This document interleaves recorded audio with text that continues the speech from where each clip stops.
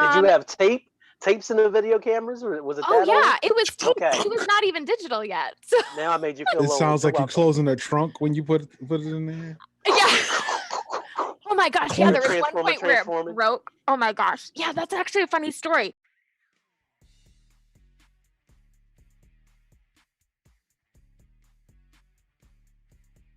So, I'm still relatively new to this. I'm still relatively new to wrestling. So they taught me some basic camera stuff, and I'm a pretty quick study.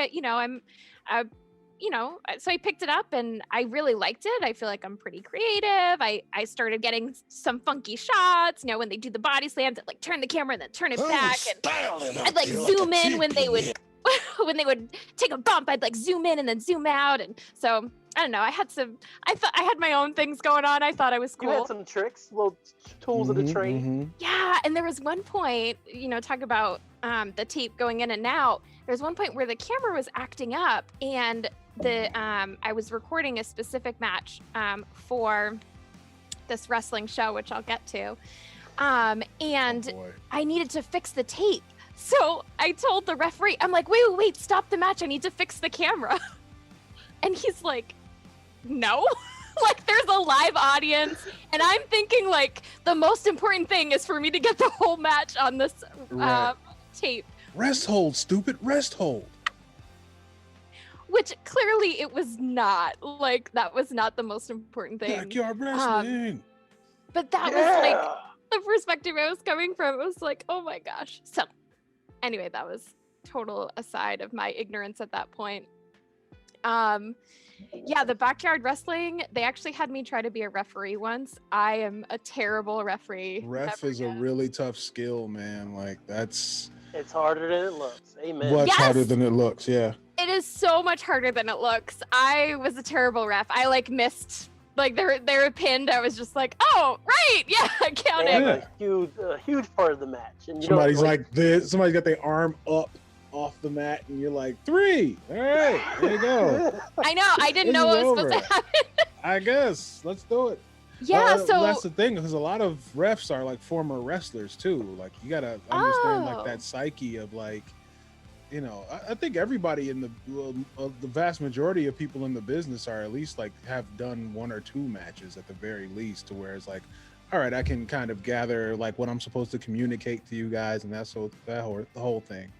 Yeah, they were supposed to train you, because being a ref isn't like. Yeah, they just threw me in there at like totally blind. No, they like gave me a shirt. Marks, you smelly like, Marks. They gave you a shirt. Hey, I think it was really nice they gave her a shirt, man. At least they thought about her. Come on now. Yeah. Was it was more like a dress. Sweaty? It was huge. It was very big on me. I remember it was the summer. I was wearing shorts. It looked like I was only wearing that shirt. That was on purpose. And that's why you got hit on at Relay for Life, because you're wearing an oversized wrestling Oh my gosh. Oh my god. Indeed. So yeah, anytime where I see a ref getting distracted, I'm like, I totally get that. Like, that makes sense for them to get distracted. Anyway, so yeah, this friend group was really interesting. They even had their own local access television show at the community college in the city we lived in. So in order to be able to help with the show, you need to take a class. So I was trained on how to use their equipment, and I helped produce this wrestling television show. That's awesome. Yeah, which is even if it's cable or local, whatever. You got to start somewhere. Yeah, like you get legit experience. I mean, you could put in your resume tomorrow and be working for WWE. You never know. You never know every day. Right? I feel like it's a lot harder than that, because one of my friends actually, he did the whole like audio video tech in our high school. He was like really, really into it, way better than me. And I think he actually did get somewhere into wrestling. The business. Yeah. He it's so interesting, because this friend group, I don't know what it is, but it was something about being anti everything. Like, I don't know, it wasn't like conspiracy theory. I don't want to say that, but it was very like, being very Anti-establishment? skeptical. Being very skeptical of like everything and really like. I know who you're talking about. Yeah. Do you know what I mean? Like that sort of like this was this friend group. They were like nothing mainstream, like anybody. Yeah, us against the world kind of thing, like that. You know. Yes, it was very, very much that mentality. So I feel like I'm friends with this person on Facebook, and even the post he has now, like very along the same lines. It just seems very. It feels to me now like a very pessimistic view of the world. Do you know where he was, say, January 6th, 2021? He didn't make any sudden he went to the moves. nation's capital, maybe?